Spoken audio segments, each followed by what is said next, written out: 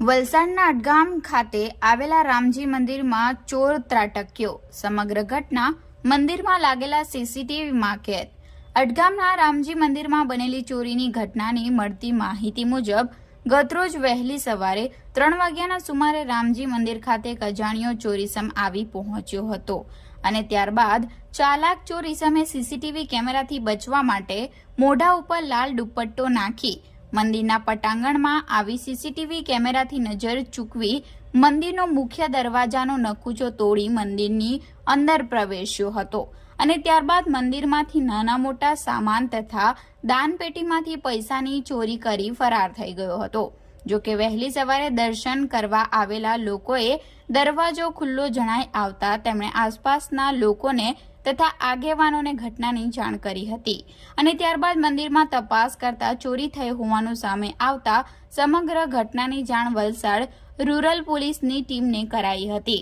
અને ઘટનાની જાણ થતાની સાથે જ વલસાડ રૂરલ પોલીસની ટીમ ઘટના સ્થળે દોડી આવી હતી અને સમગ્ર મામલાની ઝીણવટભરી તપાસ કરી મંદિરમાં લાગેલા સીસીટીવી દ્રશ્યો જોઈ આગળની દિશામાં તપાસ હાથ ધરી છે.